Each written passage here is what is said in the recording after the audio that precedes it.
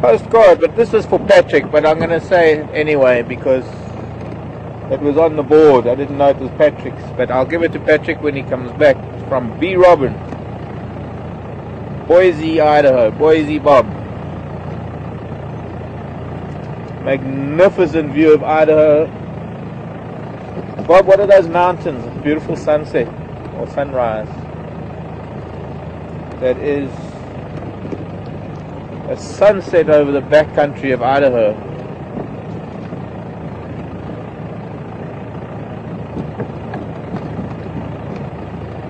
Thanks for your postcard, by the way, and I will pass that on to Patrick, Mr. Gumedi.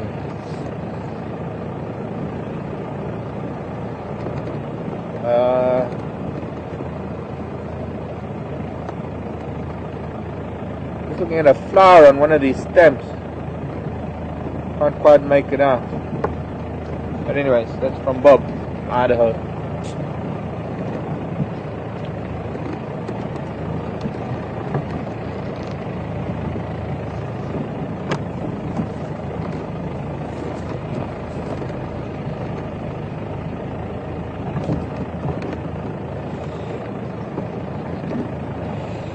And somebody that we all know very well in chat,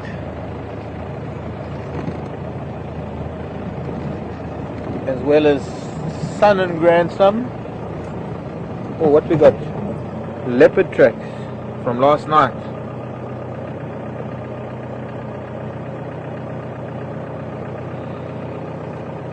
Must have gone down towards Twin Dams. Leopard tracks heading the other way.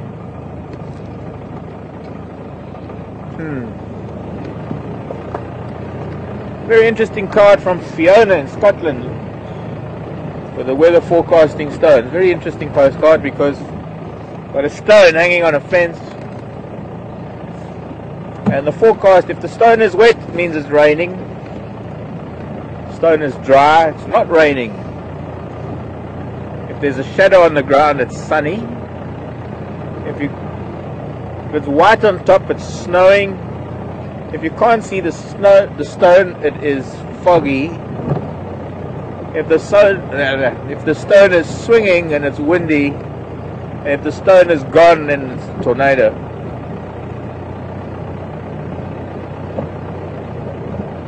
Thanks, Helm's Nana.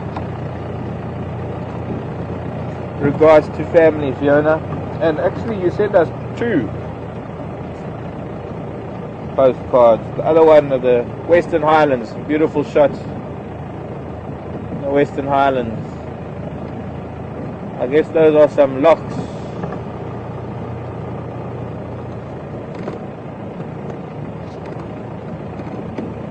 Thanks, Fiona.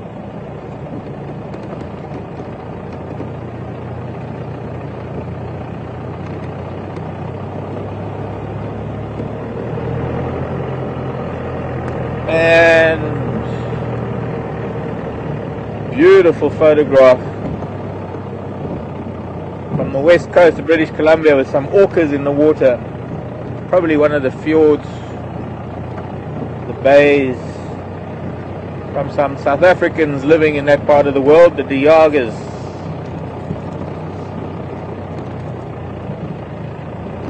Oh, around the corner.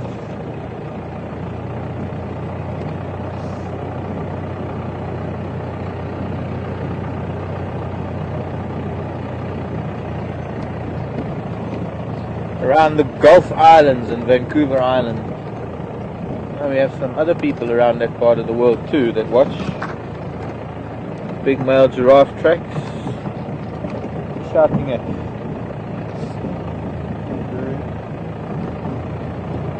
So thank you to the Diaga family in British Columbia. And last but by no means least, Jolly. Well, hello. Jolly in Dartmoor. Beautiful. This is similar to the light that I had just before I went on leave. There was a lovely afternoon. What's up, Lurie? You're shouting at somebody. It was that lovely late afternoon. There's some dark clouds. The sun peered up underneath the clouds as it was setting, and it threw this beautiful light onto the trees. And this is a very similar scene. Lovely dark clouds in the sky and the sun appearing late afternoon, shining onto the vegetation and the green grasses. And that is Dartmoor. So thanks for that. So before we go down that way on Cheetah Cut Line, I want to go an elephant track.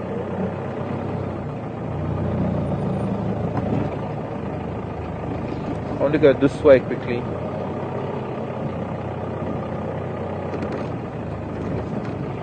See, there's even an old lion spoor here. Okay.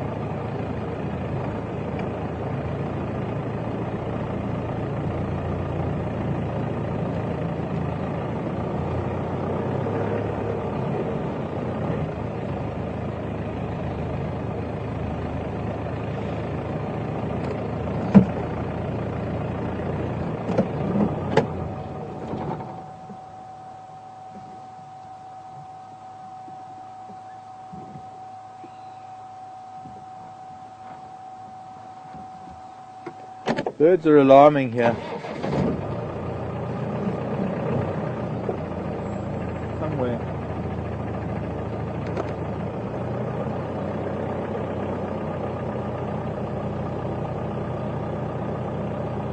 We are going to come back past here in a minute. I want to go past the old hyena den quickly and then we're going to come back again. Elephant tracks are here from that herd of ellies yesterday that we missed,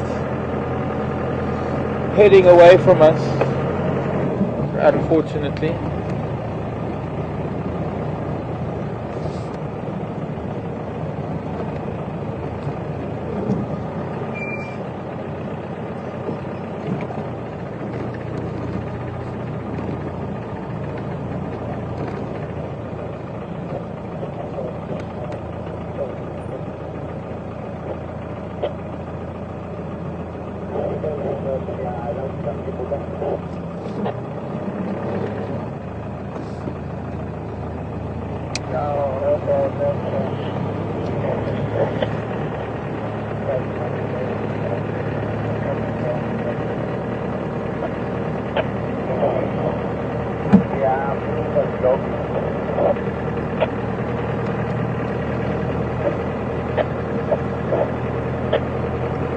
Me too, also looking for a dog. Only Oldham Kwanzaa on Cheetah Cut Line, probably from yesterday.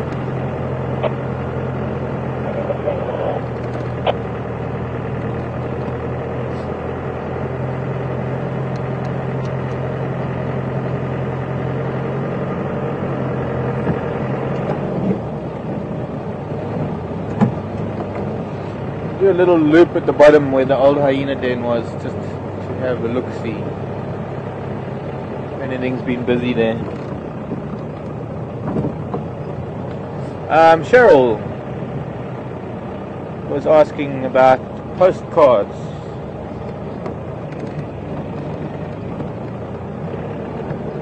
These were sent to Ingwe Leopard Project. The address is Safari TV, PO Box 3065 3065 3065. The town is Lydenburg.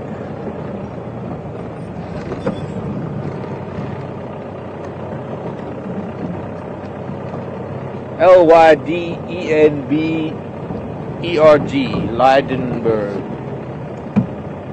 And the zip code, postal code is 1120. Now there was another postcard that I didn't bring this evening. It was sent to my post box, which is here in Truvukani, which is closer to camp. I'll bring that out tomorrow, I guess. Hyena tracks, big hyena track. From floppy ear, I guess. So this also was after or during that little bit of rain last night. Quite easy to see the tracks when the animals are walking with that rain, because as they walk in the very wet soil, it crunches up differently to when it's either post-rain, when it doesn't do that, or when it is dry, when obviously it looks very different.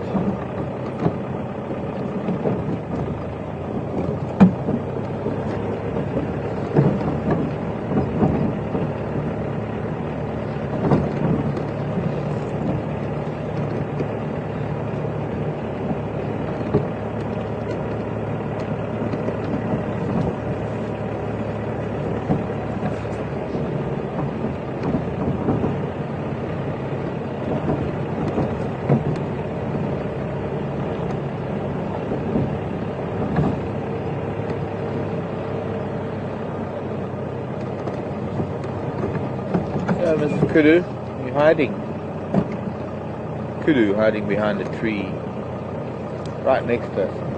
If we pretend we can't see her, she'll stay there. As soon as we stop and look at her, she is going to run. I don't know if we can't get the angle right, but hello, madam. She's quite relaxed. She seems fine with us.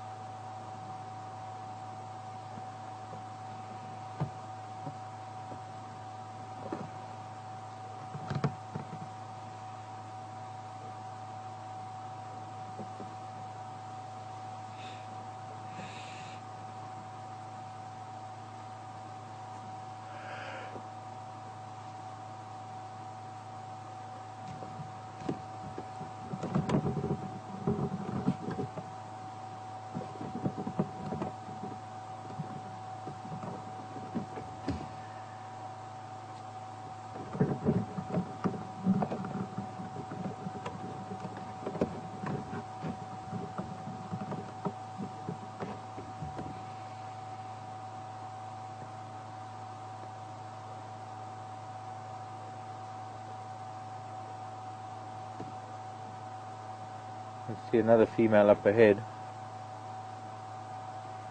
I don't know. Oh, she's gone. Okay. Don't have. Let's see if we can see this other lady.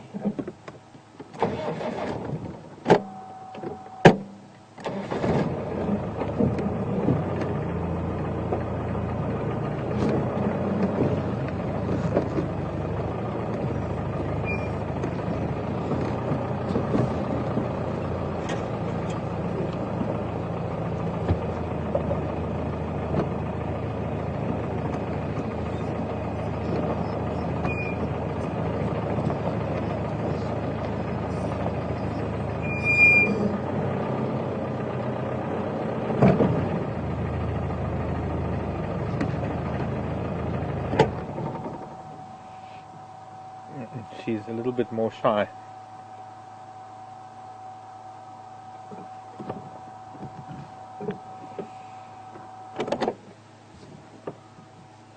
Okay.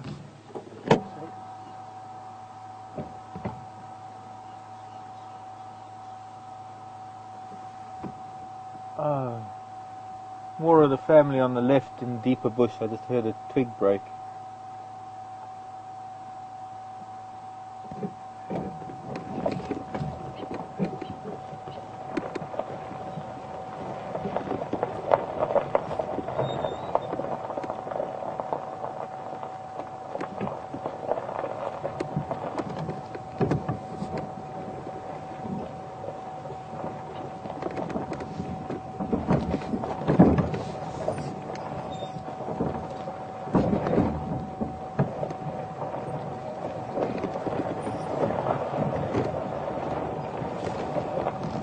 Well, the bones haven't moved much since I was last here.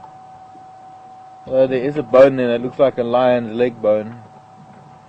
The skull of the impala, the shell of the tortoise, the atlas vertebra. What there is lying along there is a very big porcupine quill, which means that porcupine is still busy in this den, and not likely any hyena activity in there.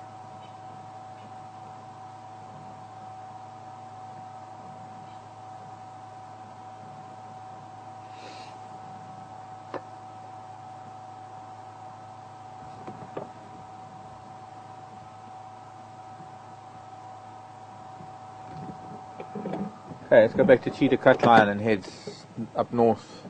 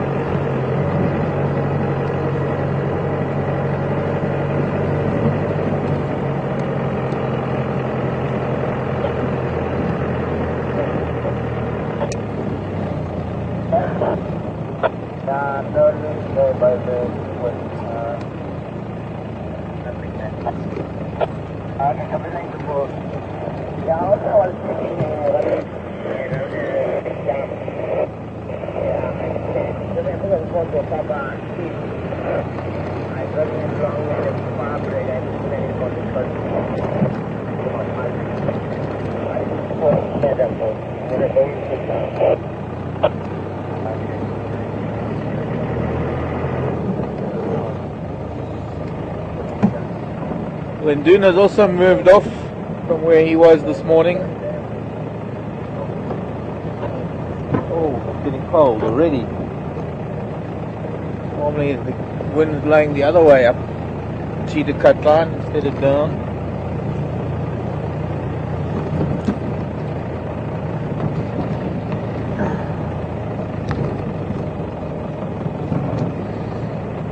So suddenly got a bit of a cold spell.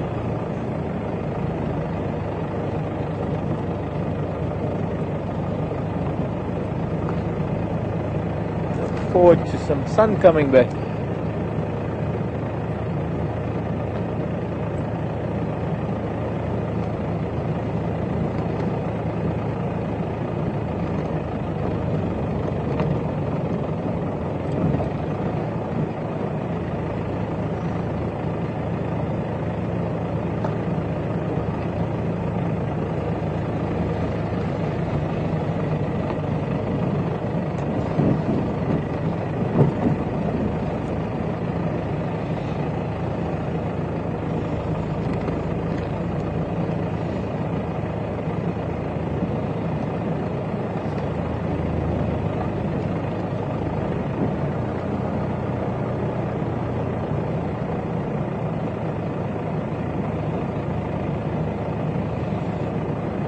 Birds that were calling here earlier stopped. Keep my neck warm. I know it looks pretty silly this time of the year to be wearing a scarf. But if my feet are warm and my neck is warm, you know, it's not as cold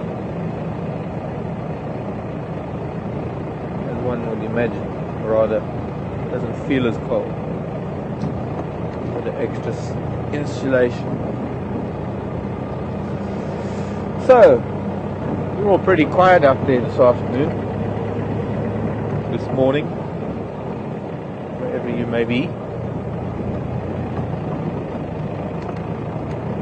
Hello, drongos.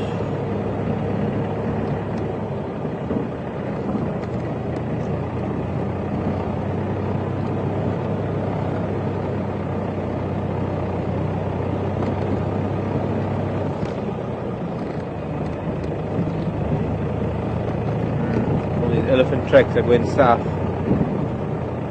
Sadly. Maybe we can find some more around Buffalo.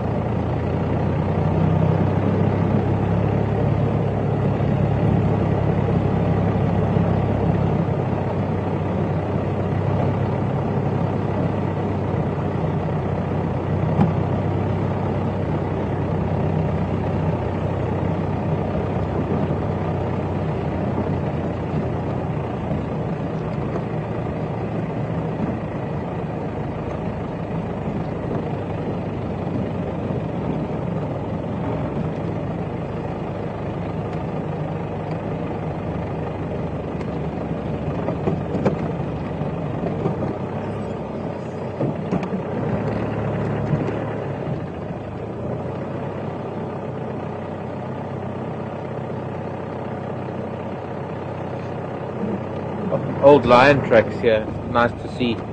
Lion tracks, old as they are. A few days old.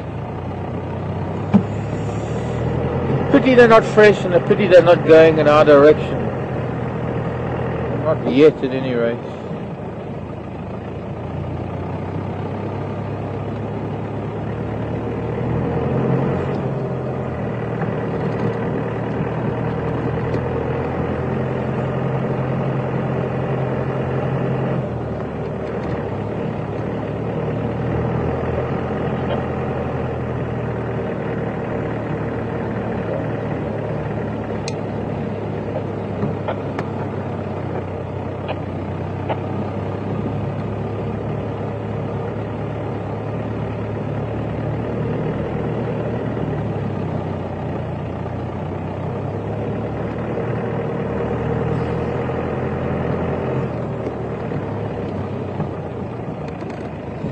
Gosh, I wonder when these lions were here. Do you know, Herman?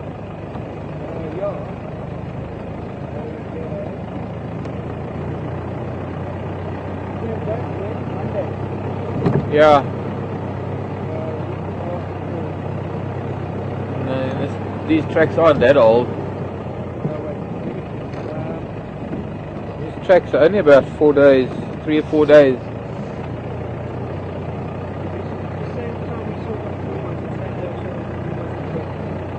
Okay.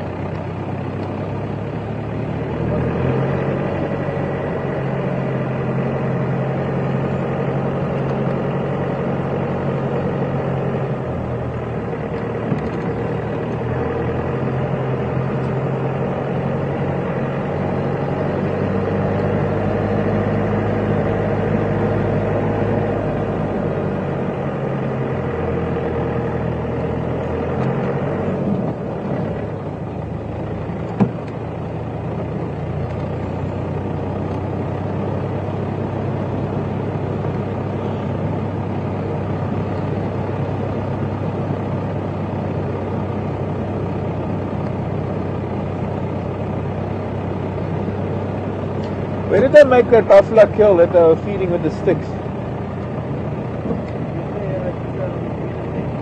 Oh.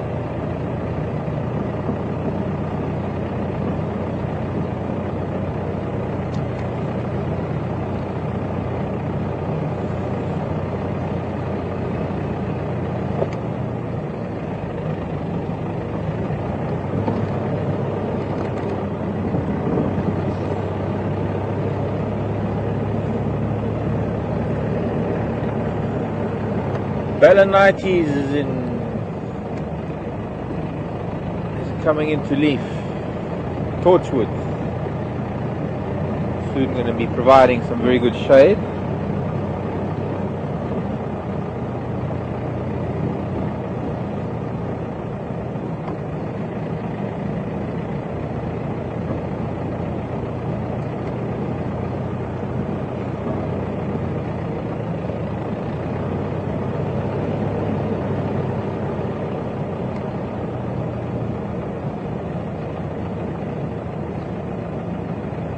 I think we should do Drakensberg Drive.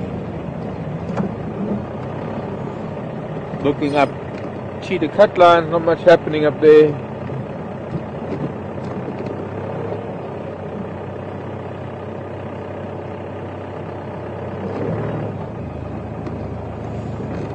We'll go over to Drakensberg.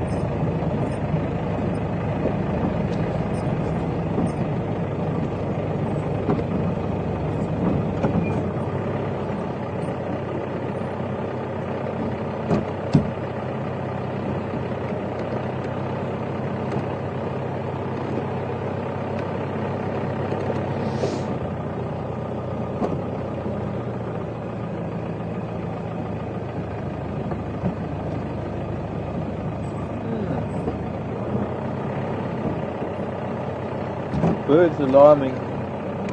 Not loudly, not too bad. This is where we lost Karula last night. There are no tracks out on Cheetah Cut Line, although she was headed in that direction. She might have turned back in. Unless she had another kill maybe, or she made another kill somewhere in there. Which brings me to a question from Vivian in Chicago. Querying whether it's going to be a lot more difficult to see kills in trees now that the leaves are coming out and the trees are greening up. Yeah, to some extent it will be, Vivian.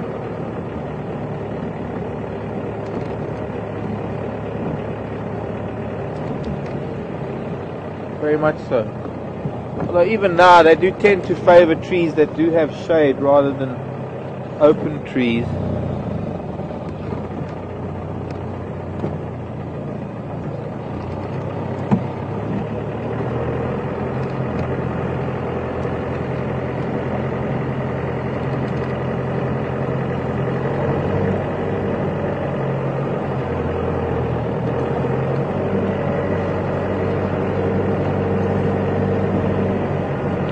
I think Induna would probably have gone towards Buffalo Dam for water after his kill.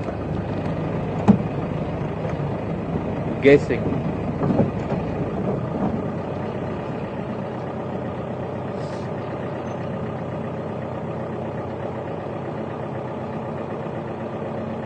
Something unusual.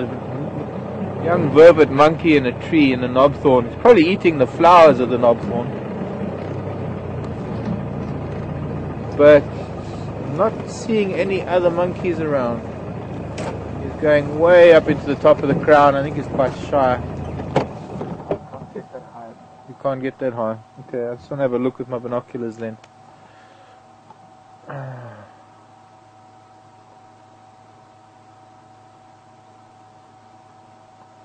You know, vervet monkeys don't really travel far from water. Okay, it's way up in the top of a knobthorn.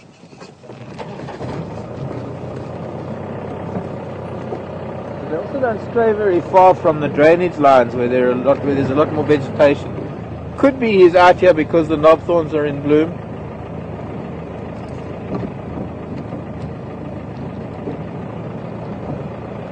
Possibly a young male been ousted, kicked out of the troop. A little rebel.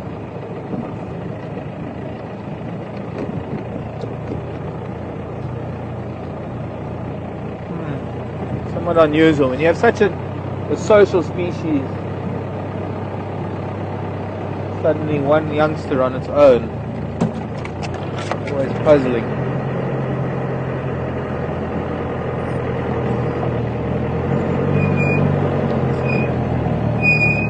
Can't get the dust off of the disc, right? The discs.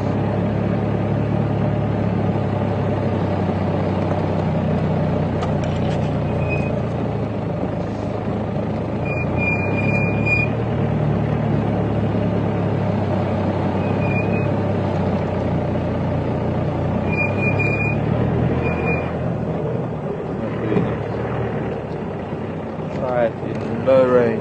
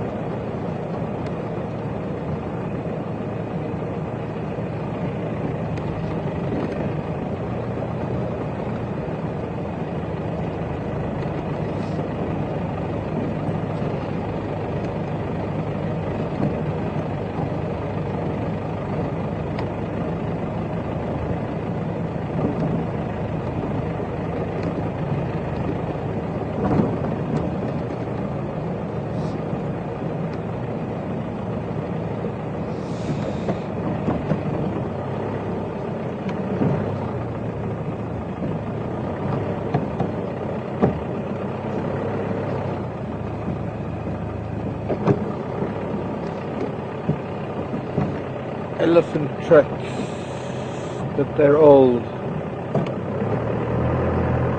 A little bit too old.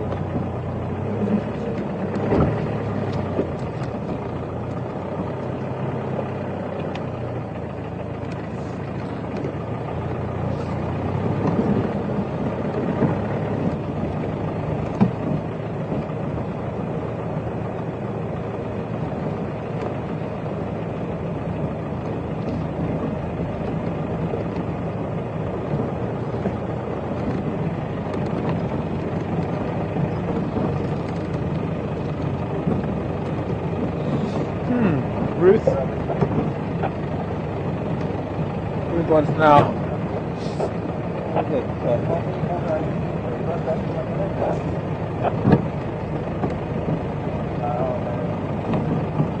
Ruth wanting to know how we know the tracks are so old. This is quite easy, Ruth. Animals' footprints are not, especially the large animals like elephant and rhino and hippo, they're not perfectly smooth underneath. There are a lot of wrinkles, almost like our fingerprints. The sand is also different textures. Look at this beautiful knobthorns in full bloom. Wow.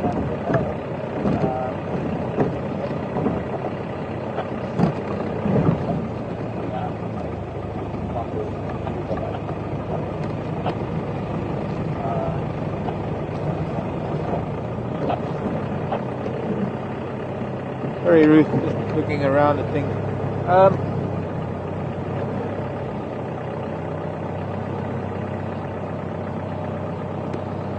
Dark shapes looming out of the depths of the bush, but they're just more bushes pretending to be elephants.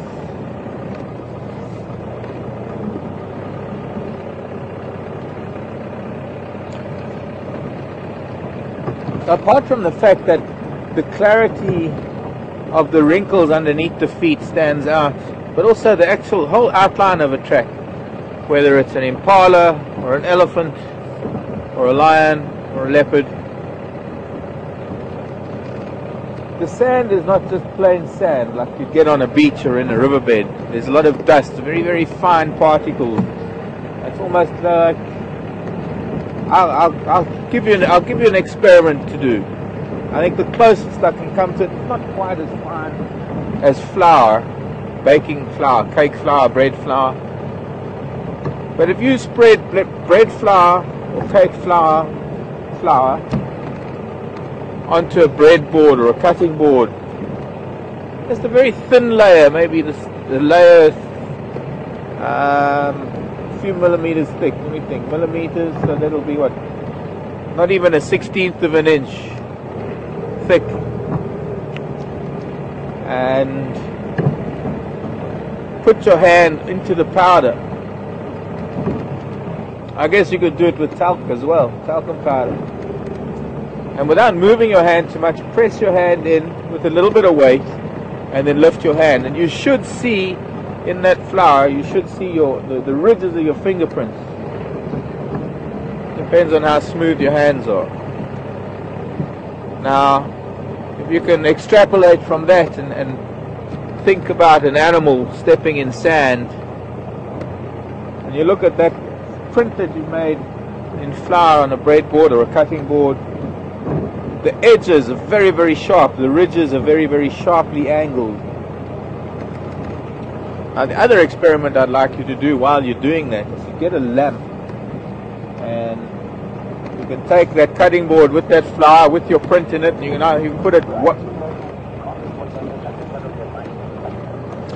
can put it behind the lamp and see how clear it is to see it, or you can put it in front of the lamp and see how clear it is. And you'll probably find that if it's in front of the lamp, you can actually make out the ridges and make out the detail a lot sharper. Now, as the wind blows, and here in this part of the world at the moment being dry and having a lot of leaves around, as the leaves blow over the sand, they erode those very sharp ridges of the prints of the tracks, make them a lot more rounded. And sometimes when it's very, very soft sand, all you get is just a conical depression that remains, and no real indication as to what it could have been. We have had some windy weather, we had a little bit of rain, so it does age the tracks considerably. And the other good thing that you can do is, if you've got a dog or a cat and you have a little sandy patch somewhere in your yard or at a local park,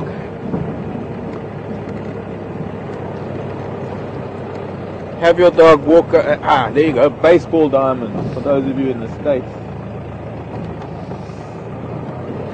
Or if you've got a little patch on your property of sand, have your dogs or your cats walk on it, and you'll notice how distinct the tracks are. And then if you leave the tracks, you visit there every day, you actually get to see how, as with time, the tracks start becoming more and more indistinct, or rather less and less distinct. And over time, you get to learn these things. Of course, another thing is, of course, the cars that drive up and down, the other animals that step on top of them. So you get to see different ages of tracks because of the different animals that step on each other's footprints.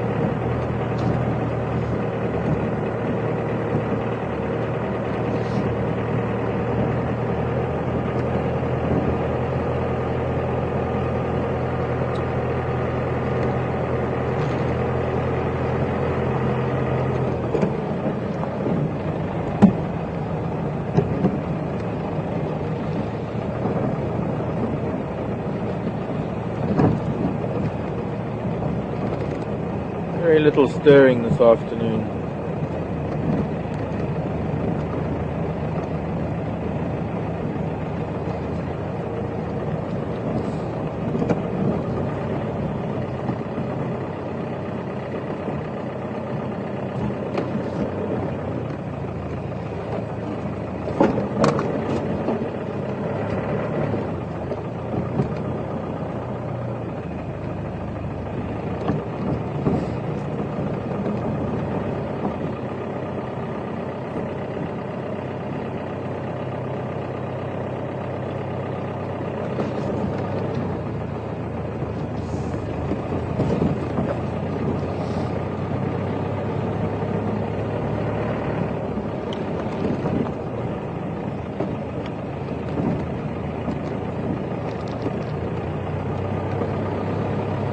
Been hippo here. Little hippo tracks like that, I'm guessing must be Bob.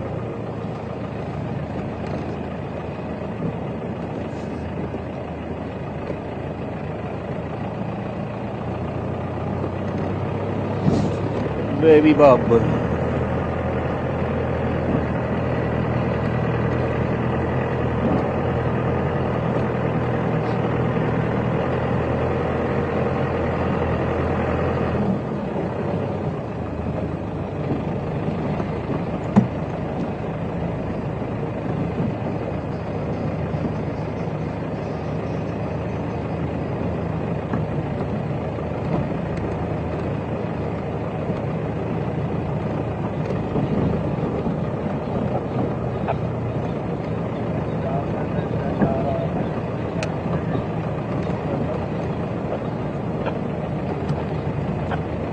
discipline's just been disturbed up ahead.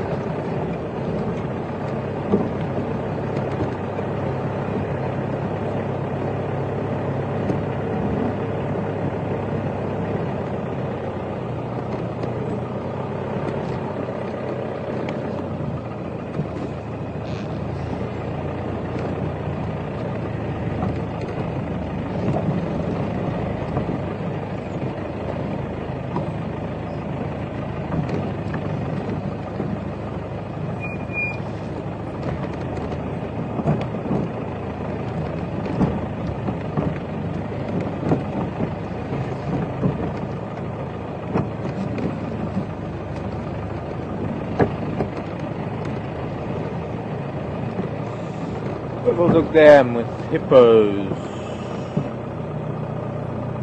hiding. Maybe we'll see them. Let's go down to the edge of the water.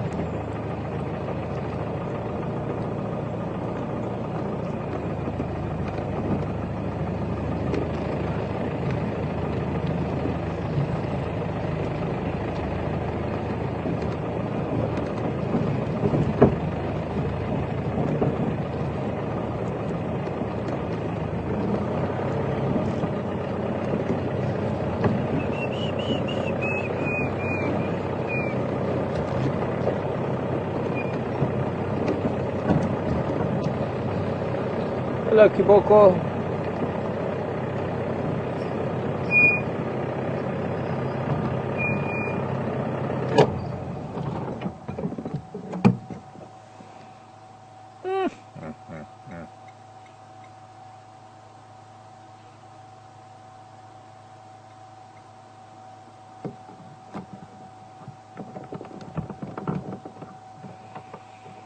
Water level here is dropping too.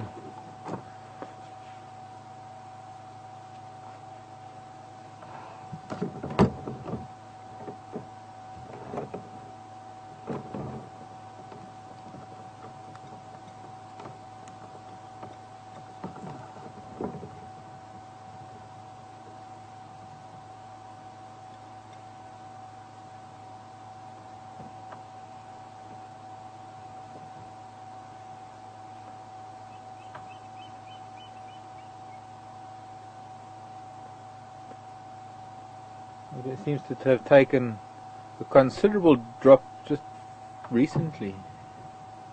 Possibly a big herd of buffalo.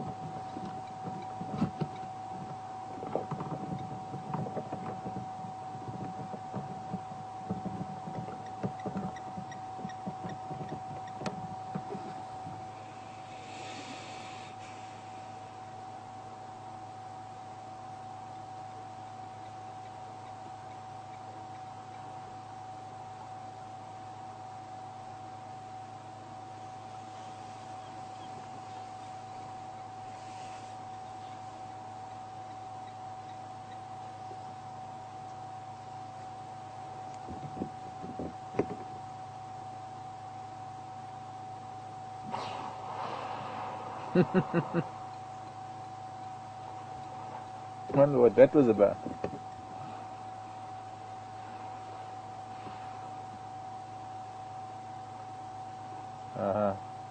Hamgo.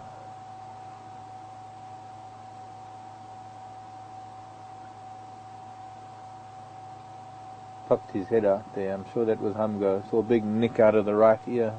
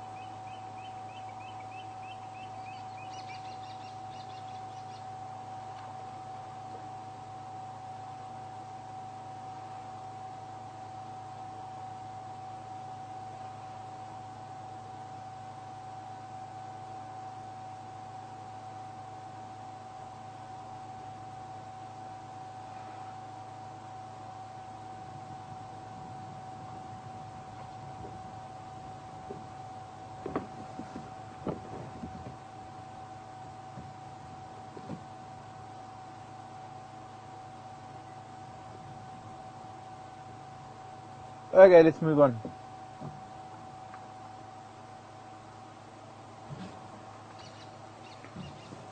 Lovely peaceful setting here this afternoon.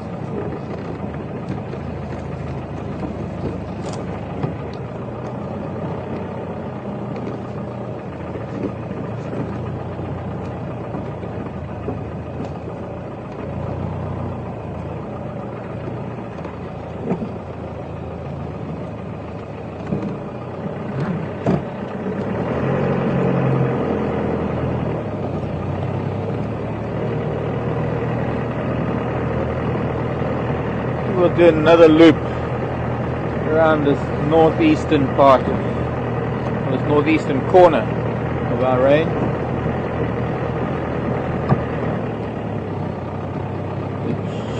Sheer optimism of finding elephants.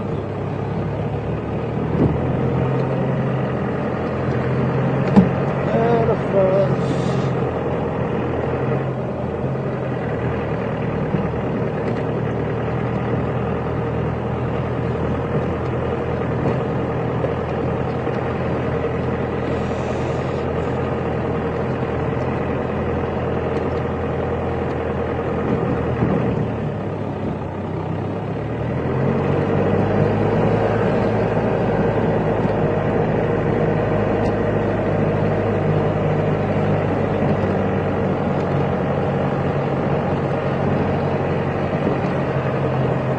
If you just happen to log on and you just happen to be with us at this moment and not sure what is happening,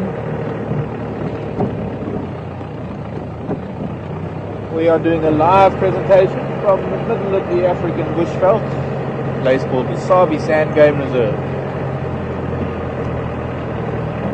on the western edge of the Kruger National Park. Something smells nice. My name is Mark, and behind the camera is Herman, Alex back at base, what we call final control.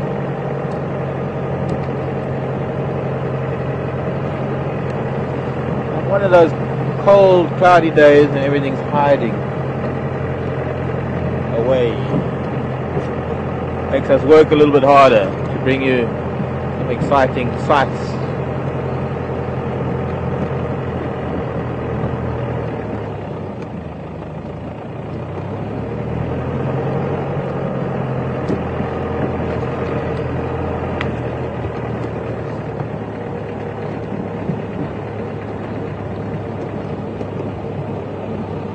Gene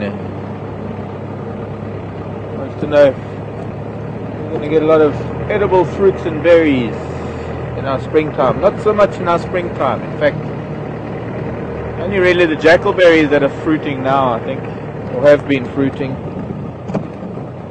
Leopard tracks.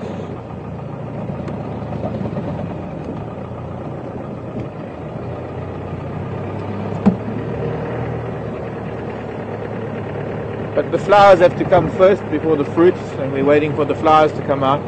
There will be a number of things fruiting and producing berries.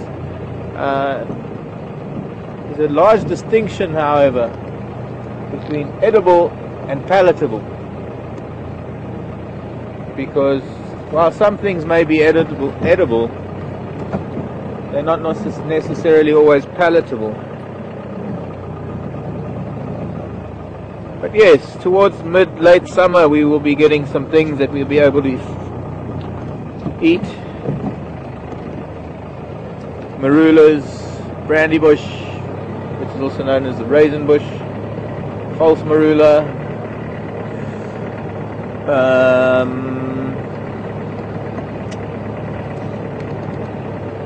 the whitethorn, what was it called again? Whitethorn is...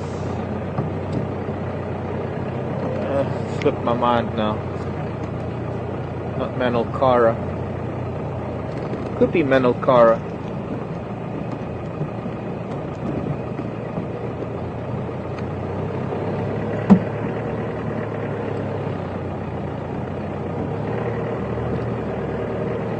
So check.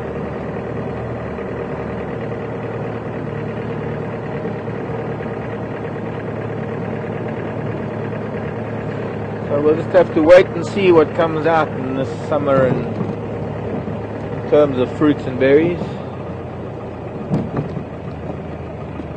Sandy asking, where in Africa is the largest concentration of hippo and why?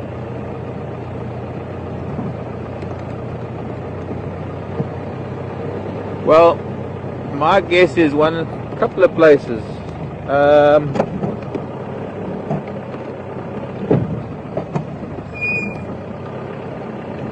Excuse me a sec, concentrating.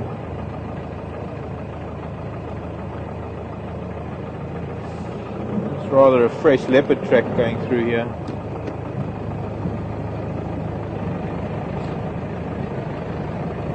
That could have been the... what? Nah, maybe not. Scared Franklin's further back. Let me see, I'm just going to check it. Guaripan again.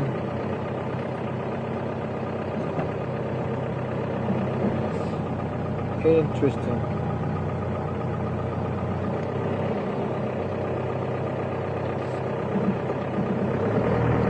An elephant bull here too, but also a little bit old. It's a nice patch for checking tracks because there's so many intersections here. That elephant looked fairly fresh, but he wasn't here that recently. This was probably from yesterday, those elephants yesterday that we missed.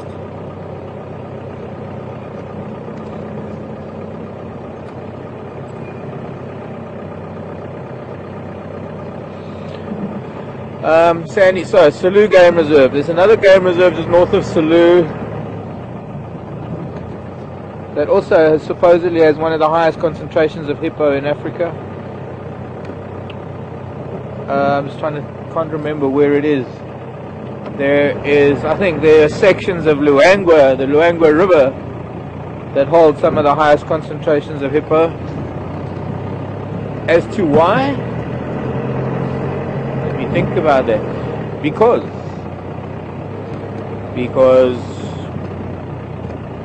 These areas have been so remote and untouched that they haven't been hunted there, because I don't know, it's a difficult question to answer. Why?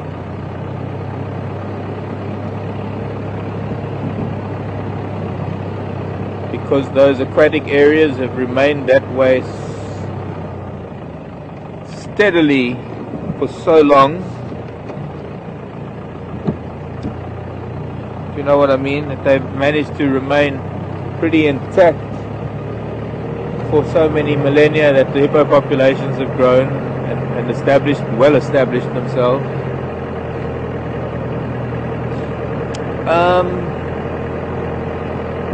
Gosh, I think of other reasons why. I think we'll find this leopard's tracks up on Cheetah Cut Line.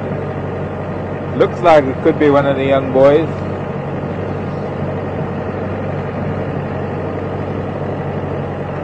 I mean, Duna was more likely the one to be in this area.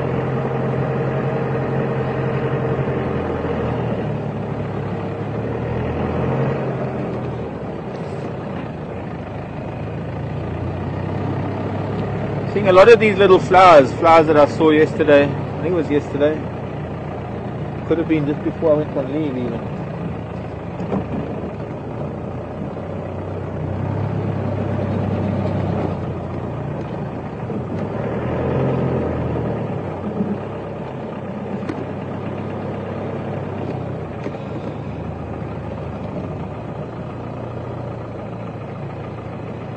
Flowers that I still think are an ornithogallum because of the green peel to the petal. Well, that's not a unique feature to that group of flowers. I'll see if I can find you another one. Just came past a whole bunch of them, but they were in very long grass.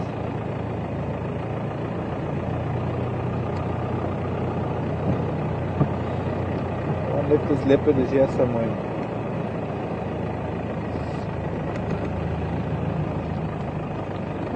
It didn't strike me as that fresh that it felt like he was close by.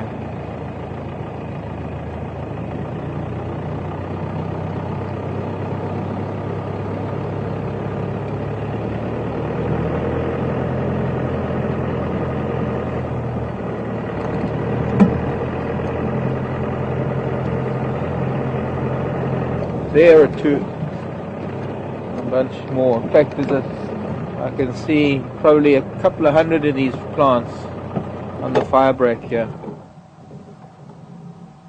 I did take photographs of them once upon a time. The last time I saw them.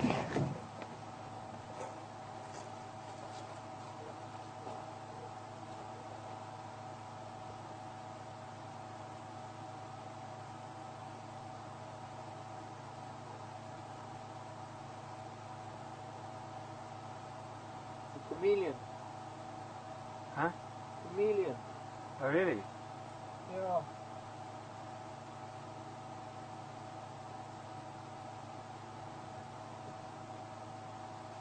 You see here? Almost purple. No.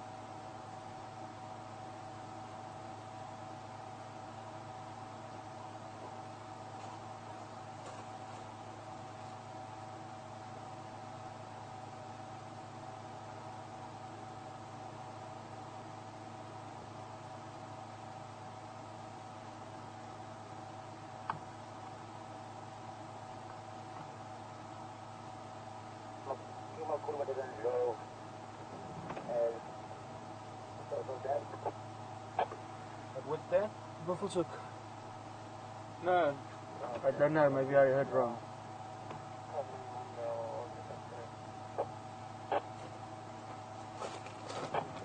have to get a photo of the chameleon. I don't know what it's. It's cold, obviously, and it's curled up in a clump of grass. I'm tempted to put it in a tree, because anything sniffing around, a white-tailed mongoose or a honey badger or anything sniffing around tonight will get it.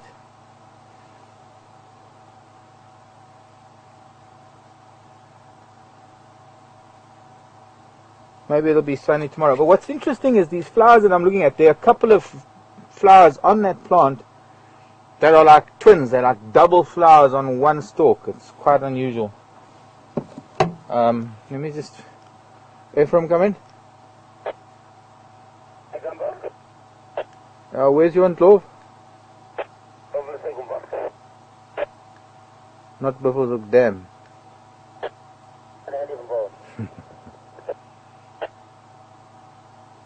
Okay, copy. Thanks. Push them this side for me.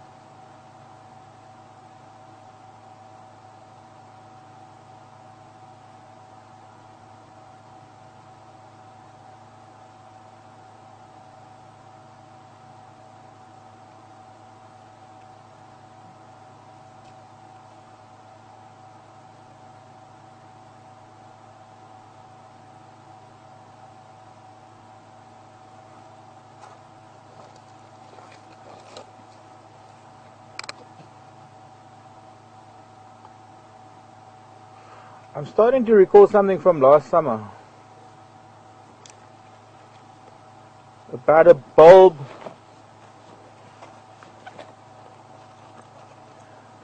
that was named for its blood red leaves, the leaf that the waste jacket, I think it's called, or the what they called, the leaves of a bulb, like the layers of an onion, and they're blood red color, and that alludes to the name, or the name alludes to that color as being sanguiana, or something with the word sanguine in it.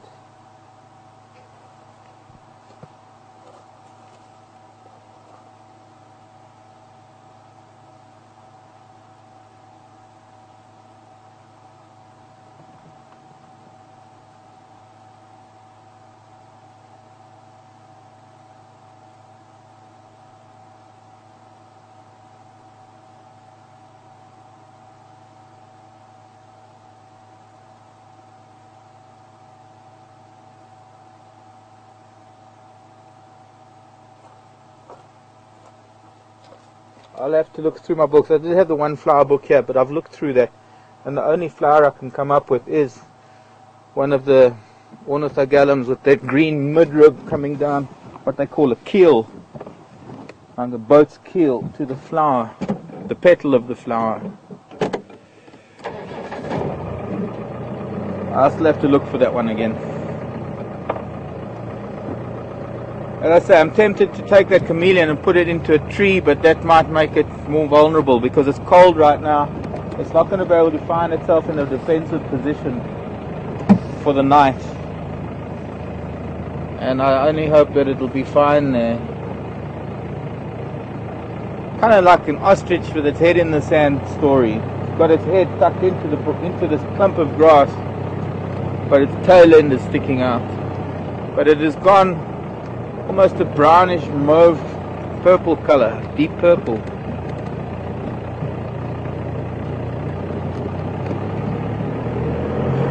Sing Me a Song by Deep Purple.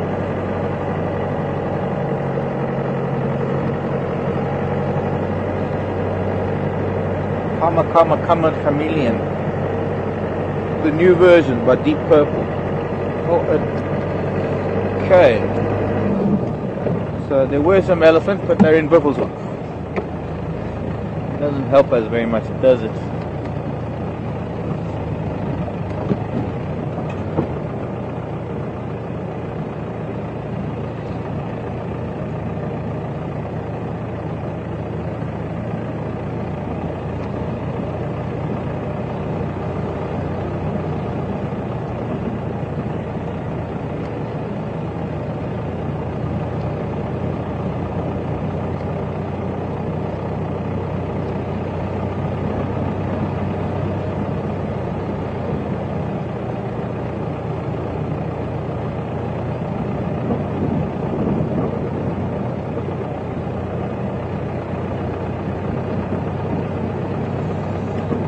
The only animals that have been picked up this afternoon have been in Buffelshoek.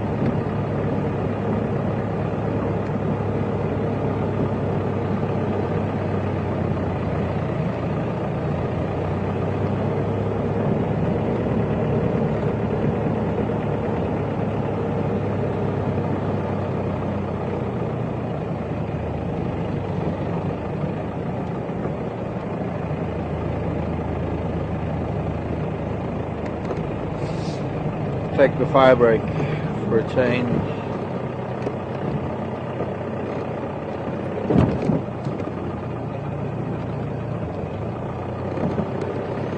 A green leaf on the ground and fresh giraffe tracks.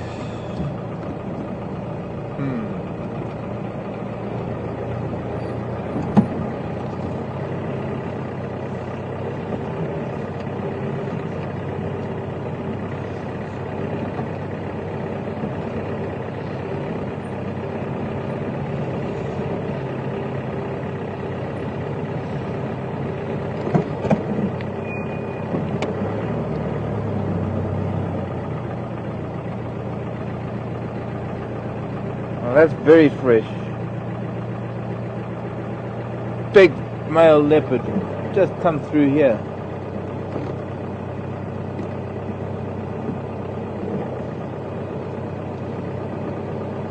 That's the kind of fresh leopard track that the leopard is not far from here. So we're going to take that little road back towards Buffelshoek Dam.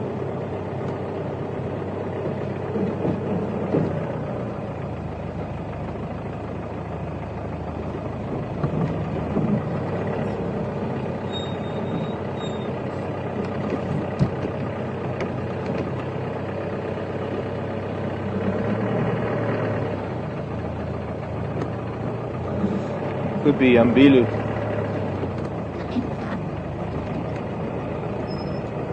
Mr. Jordan.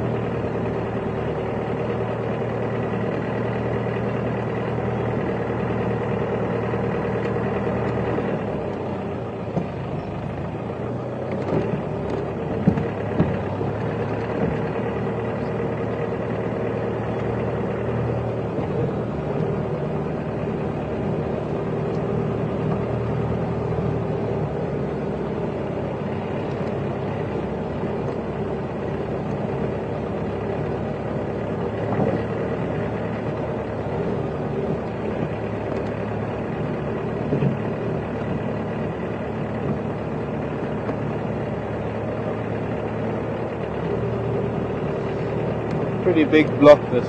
We can cross through. Only hope we can find him.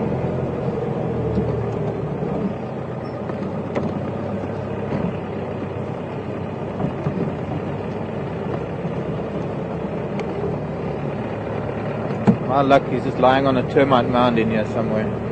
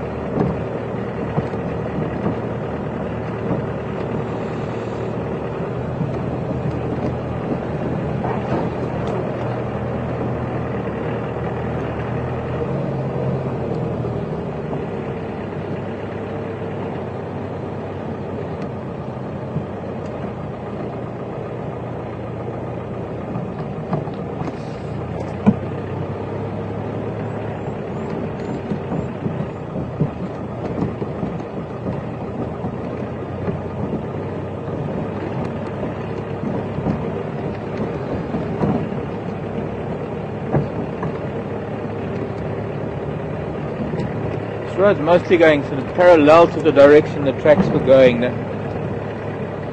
more or less towards Buffelshoek Dam. And that was the kind of fresh that is within the last hour or so even.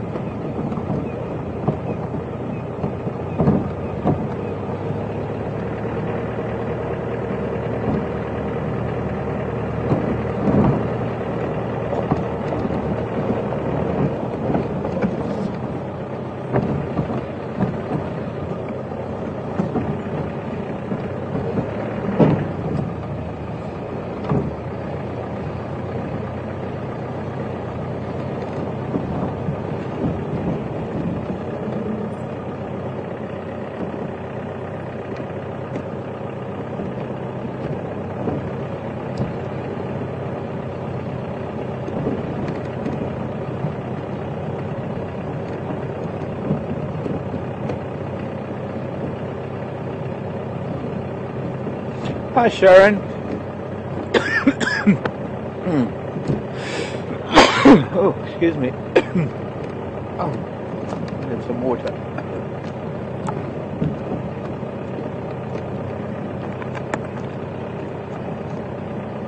Thanks for the email, Sharon. Yes, I was thinking of Virginia sanguiana, the plant that we sought out last year.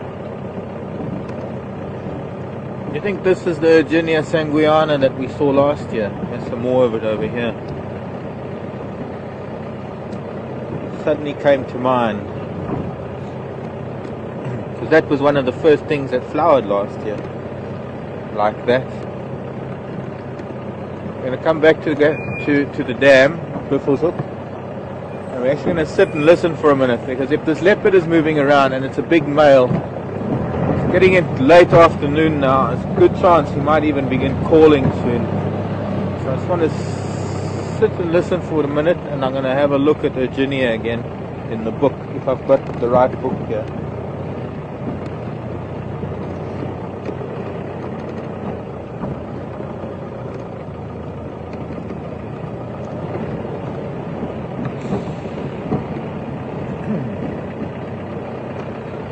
I'm thinking of a leopard this time of evening likely to come and drink, but this isn't the only dam around. There was also dams on Buffalo's Hook where he could be coming from. Instead of going down to the water, we'll just stop over here.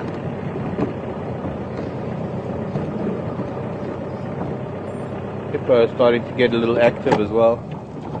Oh, there's a little grebe back. We haven't had the little grebes in the dam for a while. Almost got inhaled by that hippo as it came up for a breath. So, flower book. Notice I bring my flower book now because it's that time of the year. But that was what I was thinking of, Sharon. Virginia, URG. Oh, there we go, 56.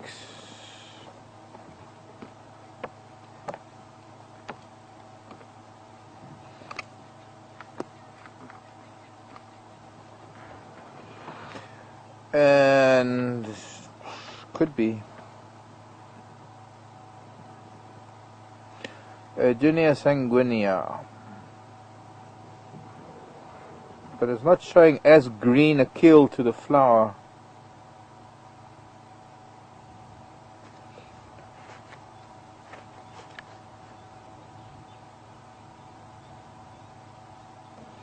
So I also thought it could have been an anthericum, because the anthericums are also similar.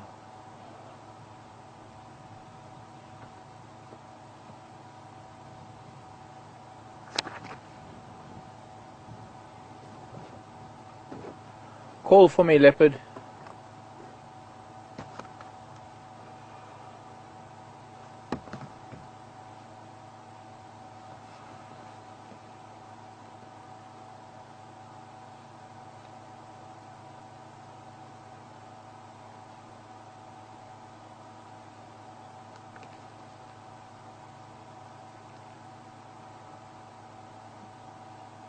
None of these photos I took came out. I'm going to have to come back to that same flower.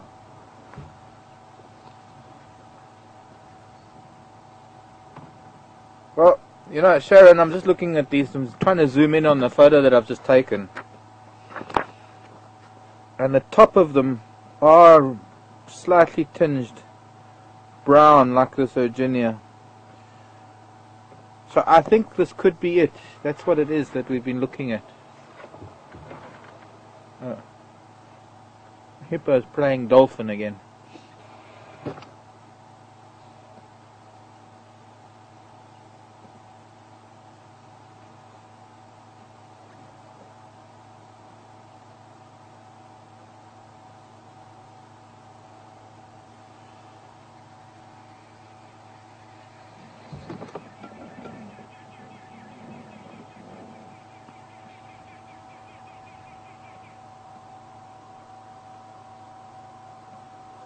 I'm thinking maybe we better go back up this road towards Guaripan.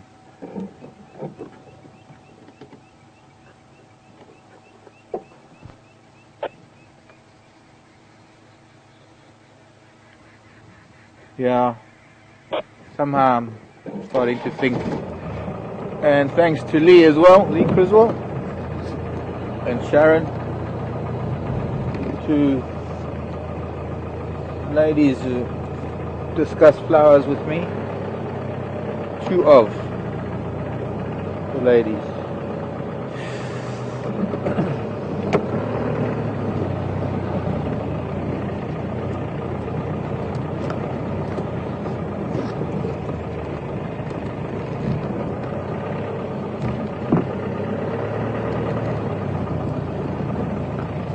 Maybe you guys near Buffalo Dam.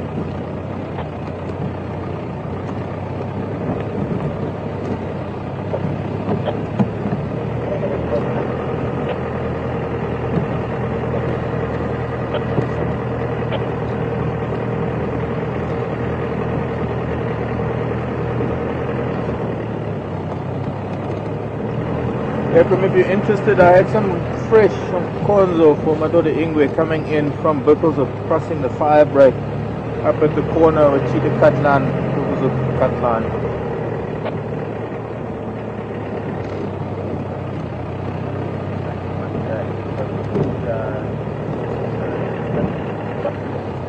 No, it's coming from Bipples of crossing into Western Gari, heading more or less southwest from that corner.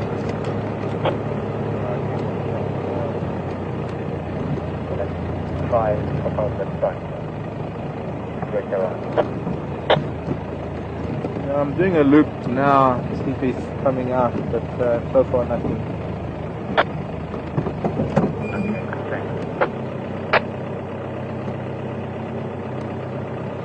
Well, here are leopard tracks,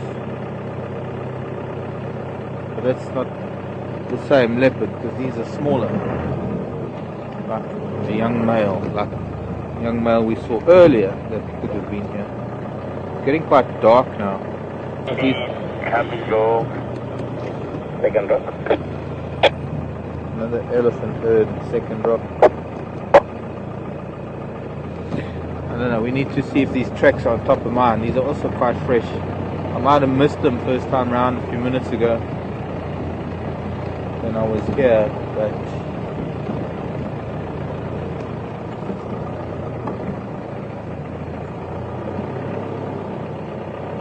going both ways.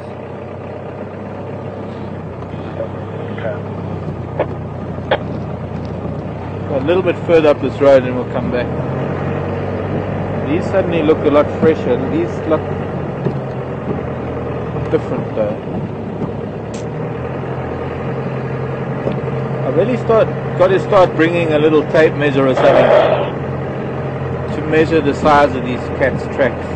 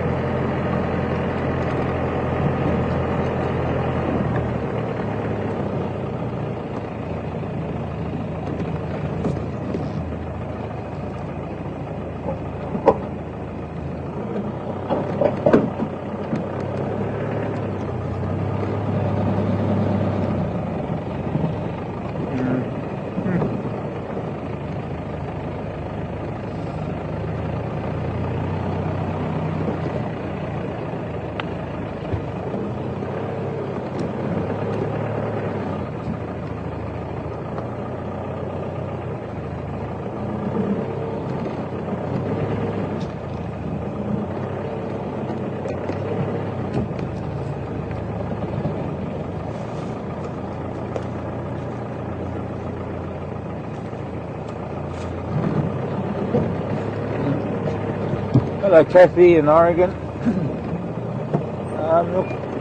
Excuse me. Question does sort of make sense.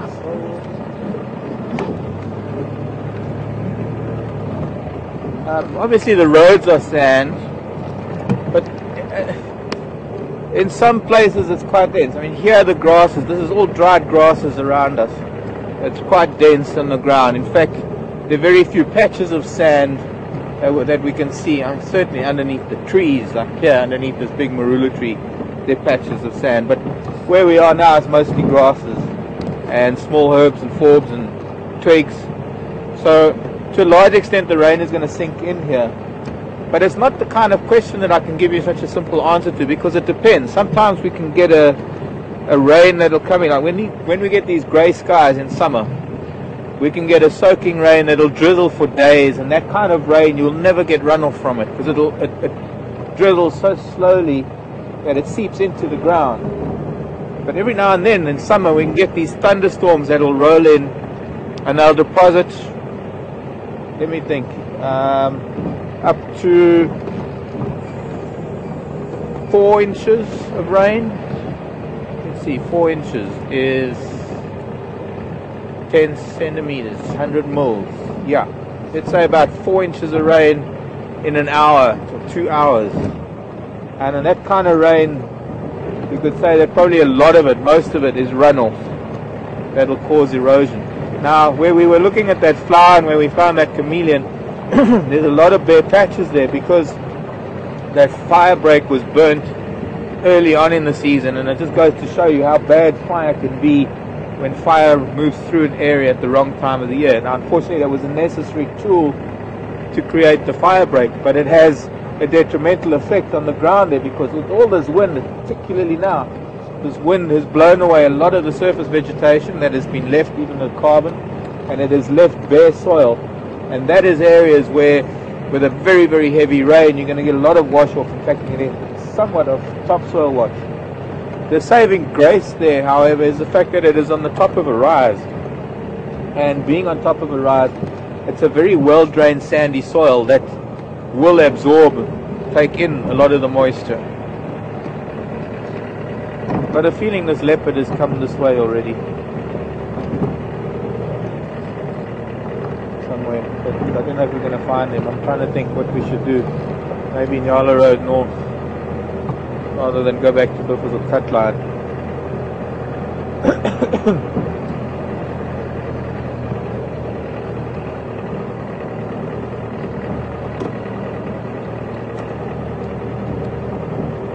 There are patches where it's open and sand, but it's so varied, the habitat, and that is largely dictated by the soil types excuse me, and the density of the topsoil that will dictate what kind of vegetation grows in that particular soil.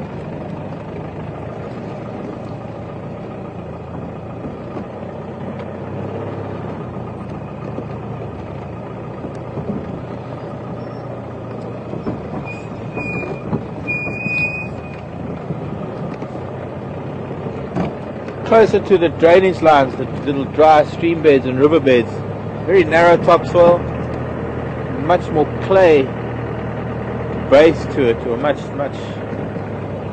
shallower clay base to it than on the tops of the rises where there's a much deeper sandy soil. And it's down in the dips where there's a very narrow band of topsoil above the clay layer. That's where it can be quite critical about the amount of rain wash that can occur, and that's where the erosion starts happening, the gully and donga erosion. Sometimes we get shelf erosion. We're going to Nyala Road North now.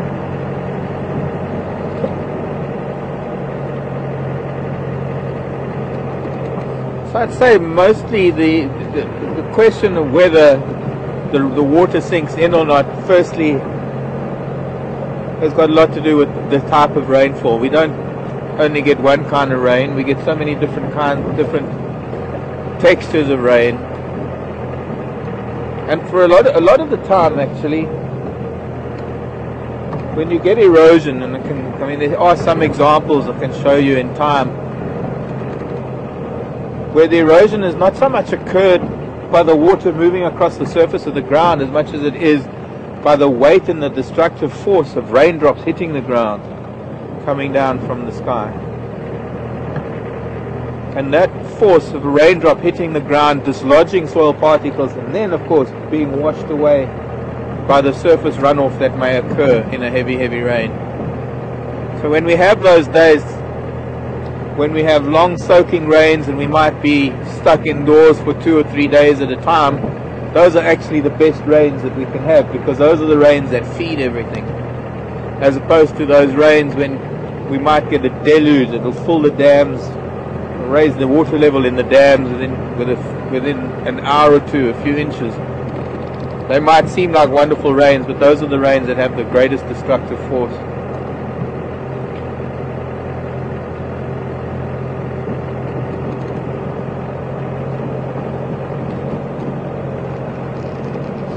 And I hope that answers your question, really. Let me know if it doesn't, if you meant something else.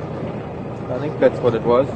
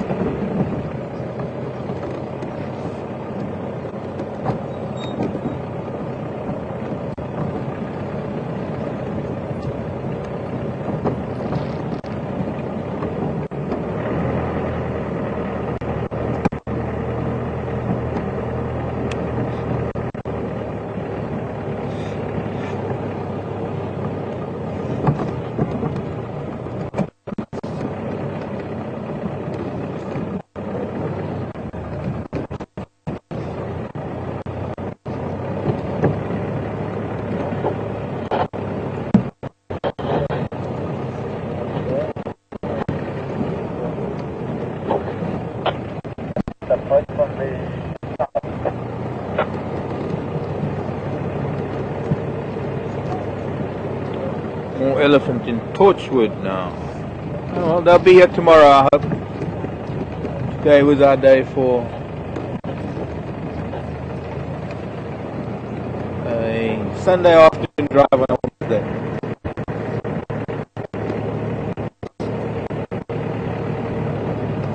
Hello, Dronka.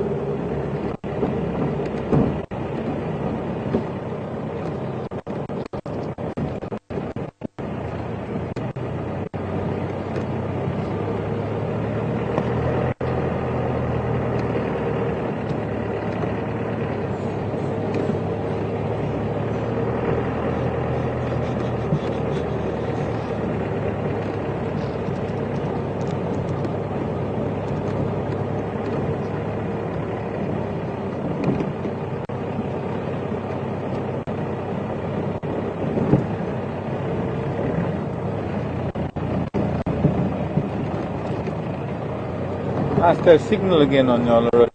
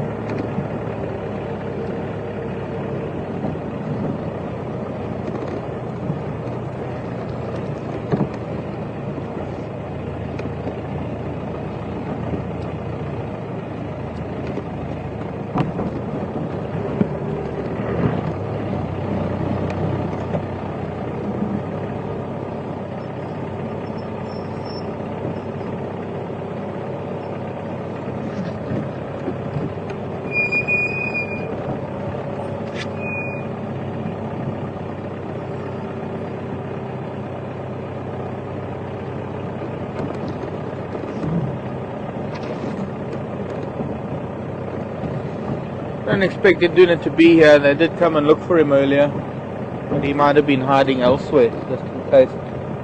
It's not really likely. Leopards tend not to stay in an area after they've fed, but, well, can't make those kind of assumptions. There's always an exception. Duna has definitely shown that he is an exception sometimes. An exceptional exception.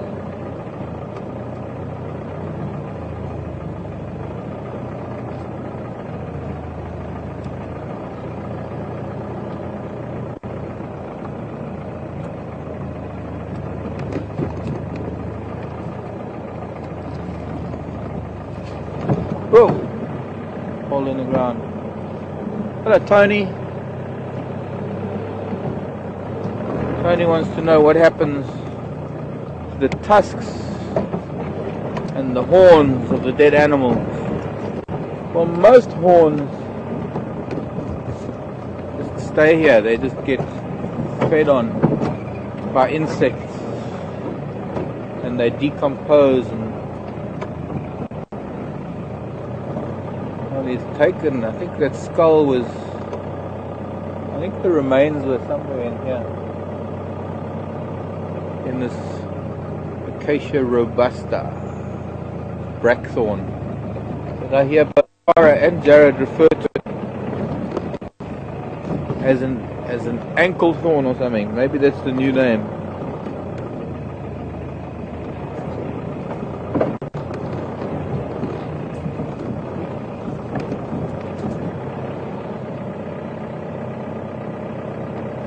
Remember, just from the pictures this morning, I think the remains were up there, but I guess he might have finished it sometime during the day. This is the thing with cold, overcast day, things that they wouldn't normally do.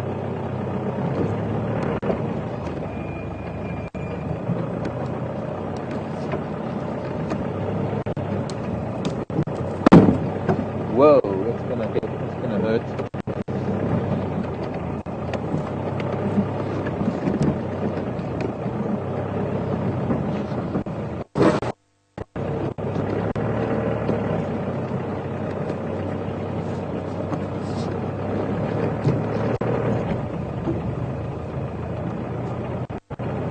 I guess that was wishful thinking that he might be back here somewhere.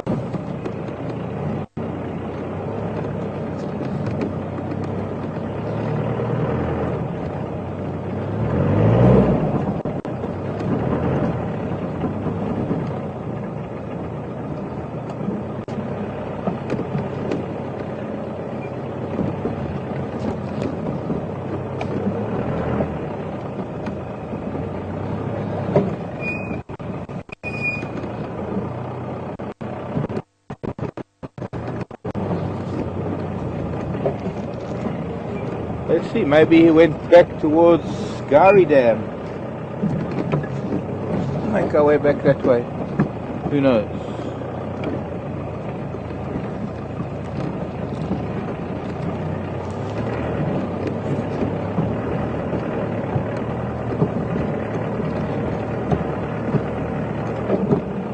There's his dung.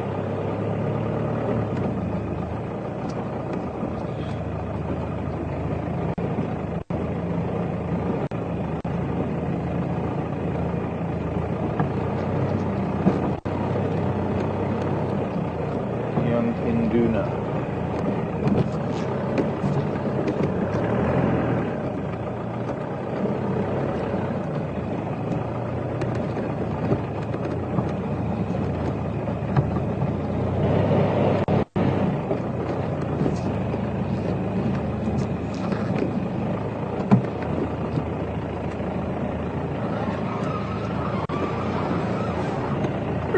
Like a teacher's nails on a chalkboard. Okay.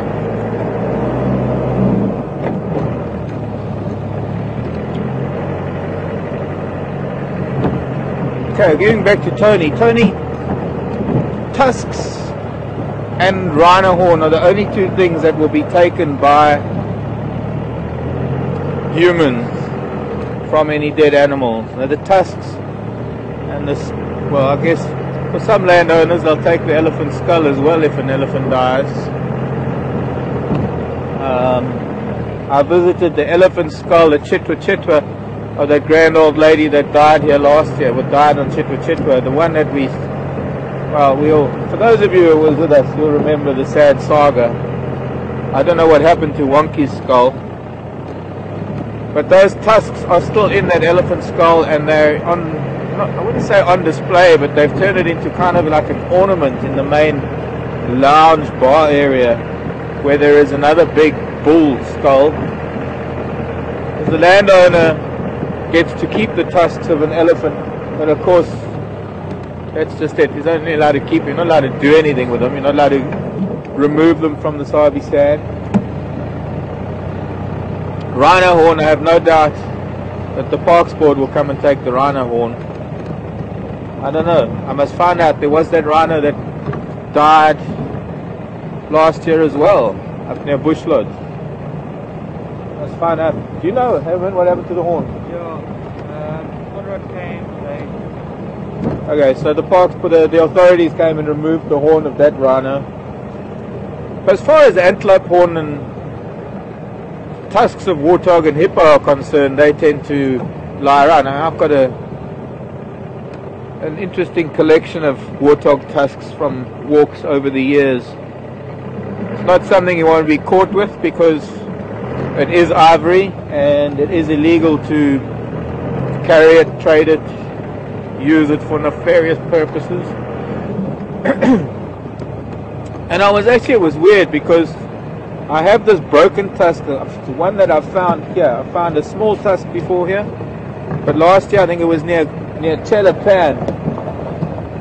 I found the broken tusk, and last night, weirdly enough that I'm talking about this, because just last night I was lying in bed and it's on a little mantle next to my bed, and I picked it up and I was running my finger around the ridges and I was trying to find the impact point that would have broken that tusk, because my guess is it would have been broken in a fight, and it must have been a pretty vicious fight. It was a fairly large boar, a fairly large male, and if his tusks clashed with tusks, the way it broke, it would have been a very hard knock and a very quick snap, quick break. But if it was another tusk that clashed with it, there would be a chip, and there's one mark on that tusk, and it has it's a very, very small impact point with some hairline cracks. And I was feeling that tusk, and there's a grain to tusks. I guess not that much unlike the grain in wood, but in tusks, it also, apart from it giving some indication of age, it has some indication of what species it comes from. And oh gosh, we're running out of time so quickly. But anyways, and I thought of how many warthog tusks that are used for all sorts of things. You can buy bottle openers with warthog tusks on them, and how many people don't really take a minute to think of the warthog Behind the tusk. that was behind the tusk, that the tusk belonged to. And I don't know, I just had this revelation. It wasn't a revelation, but I just had this really pensive moment holding this tusk in my hand last night and feeling something for that warthog. I mean, it was quite remarkable, because it's possibly still alive. This warthog, we might see this one-tusked warthog one of these days. Anyways, we can continue this. We'll look for horns and things on our next drive, and I'll bring that tusk along the next drive to show you. But thanks for joining me this afternoon, and thanks Herman in his throne behind the camera, and Alex in his throne back at Final Control. It's an all-boys thing at the moment. We've got no ladies in camp except for Kath. Actually, sorry, we do have Kath. Kath's the only lady, the one rose amongst all of us thorns. You'll be seeing Kath and Jared tomorrow morning. So from me, Mark, Sapiwe, sorry, thanks Alex. I don't know why I think Tara makes up all the women, I guess I'm thinking because Kath is leaving and Tara's on leave, and I guess I wasn't thinking of Sapiwe. But, sorry, I'm rambling, and it's time to close off. Thanks for joining me this afternoon. You've been with us on Safari TV, on Wild Earth Channel, and it's been a pleasure. Been a little bit quiet, but that's the weather, and that's the way Africa works. Hopefully tomorrow will be a lovely day, and hopefully tomorrow we'll find you some wonderful things. So from me, Mark, bye everybody, and see you tomorrow.